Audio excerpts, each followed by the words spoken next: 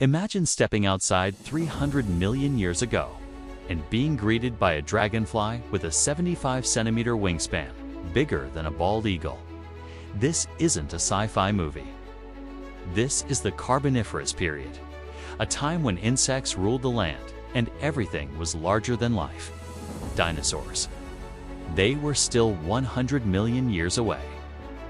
The real kings of this world were bugs, giant, armored, and absolutely terrifying. Let's break down why this period was so weird and why these insects got so big. First, let's set the scene.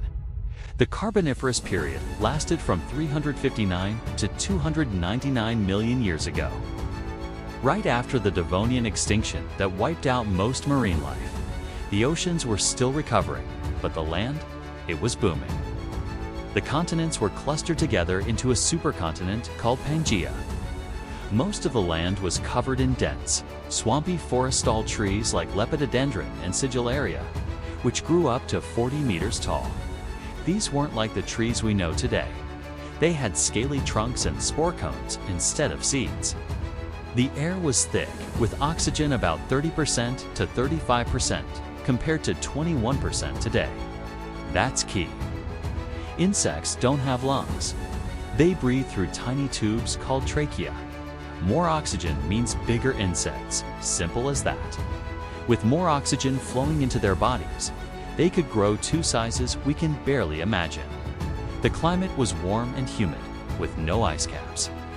Everywhere you went, it was like a tropical swamp sticky, hot and teeming with life. And speaking of life, let's talk about the stars of the show, the giant insects. Let's start with Meganeura, the most famous one. This prehistoric dragonfly had a wingspan of up to 75 centimeters, about the length of a small child's arm. It wasn't just big, it was a fierce predator. It had sharp, spiny legs to grab prey midair, and strong jaws to tear through other insects, small amphibians, and even early reptiles. Scientists think it could fly up to 35 kilometers per hour, fast enough to chase down most prey. But Meganeura wasn't alone. There was also Arthroplura, a millipede that grew up to 2.6 meters long and 50 centimeters wide, longer than an average human. It had a segmented, armored body with over 30 pairs of legs, and it could crawl through the swampy forests, feeding on rotting plants and small animals.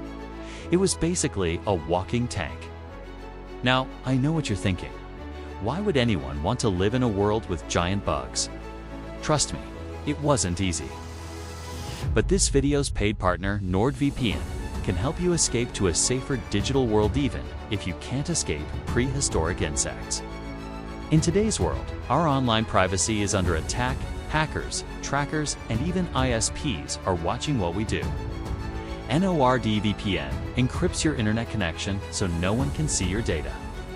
It lets you access content from anywhere in the world, and it's super easy to use.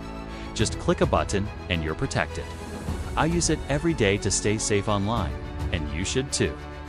Click the link in the description to get 60% off your NordVPN subscription. Thank you to NordVPN for partnering with us on this video. Now, back to the giant bugs. The Carboniferous wasn't just about giant dragonflies and millipedes. There were giant cockroaches about the size of a human hand called Millipedes. They scuttled through the forest floors, feeding on decaying matter. There were giant scorpions too, like Pulmonoscorpius, which grew up to 70 centimeters long. Its stinger was powerful enough to kill small vertebrates, and its claws could crush insect exoskeletons. Even the spiders were bigger. Euphrenus, a prehistoric spider. It had a leg span of 15 centimeters, about the size of a modern tarantula. Every corner of the Carboniferous forest was home to some giant bug. And they all had one thing in common. They thrived in the oxygen-rich air. But why did these insects get so big, and why don't we have giant insects today? As I mentioned earlier, oxygen is the main reason. When oxygen levels are high, insects can grow larger because their tracheal systems can supply enough oxygen to their bodies. But when oxygen levels drop, their size is limited. By the end of the Carboniferous, oxygen levels started to decline, and that's when the giant insects began to disappear. But there's more to it than just oxygen. The rise of reptiles also played a role. Early reptiles like Hylonomus were small, but they were fast and had sharp teeth. They started preying on the giant insects, and over time, the insects evolved to be smaller to avoid being eaten.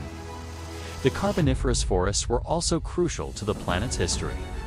These forests absorbed massive amounts of carbon dioxide from the air and released oxygen, which is why oxygen levels were so high. When the trees died, they fell into the swampy water where they couldn't decompose fully. Over millions of years, this dead plant matter turned into coal, the same coal we use today for energy. That's right, the giant insects we're talking about lived in the forests that created our fossil fuels. It's a weird connection between prehistoric life and modern society. But the Carboniferous wasn't all giant bugs and coal. There were other amazing creatures too. Early amphibians, like Eriops, grew up to 2 meters long and lived in the swamps. They had thick, scaly skin and powerful legs, and they preyed on fish and small insects.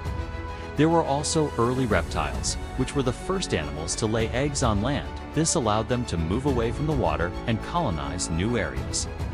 These reptiles would eventually evolve into dinosaurs, birds, and mammals. So, in a way, the Carboniferous was a turning point for life on land. Let's talk about the end of the Carboniferous. Around 299 million years ago, the climate started to change. The supercontinent Pangaea fully formed, which caused the swamps to dry up. Rainfall decreased, and the warm, humid climate turned cooler and drier. Oxygen levels dropped to around 25%, which was still higher than today, but not high enough to support giant insects. The giant bugs began to go extinct, and smaller insects took their place. The coal-forming forests also disappeared, and the Carboniferous period came to an end. But its legacy lived on coal, oxygen, and the evolution of reptiles. All shaped the world we live in today. So, what's the takeaway here? The Carboniferous period was a time of extremes: giant insects, dense forests, and high oxygen levels. It shows us how much life on Earth can change based on environmental conditions. The giant insects didn't go extinct because they were weak. They went extinct because the world around them changed. They were perfectly adapted to their environment. But when that environment disappeared, they couldn't keep up. It's a reminder that even the most dominant species can be brought down by a changing planet. And let's not forget the most important thing. We owe our modern coal reserves to the Carboniferous forests. Every time we turn on a light or heat our homes with coal, we're using energy that was stored 300 million years ago by those giant trees and the creatures that lived among them. It's a humbling thought. Our daily lives are connected to a time when giant dragonflies ruled the sky. So, the next time you see a small dragonfly or a millipede, remember, once their ancestors were giants. They ruled the Earth for 60 million years, and their legacy is still with us today. Who knows? Maybe if oxygen levels rise again, we'll see giant insects return. But I, for one, am glad we don't have to share the world with 75-centimeter dragonflies. If you enjoyed this video, make sure to give it a like and comment down below what your favorite Carboniferous creature is.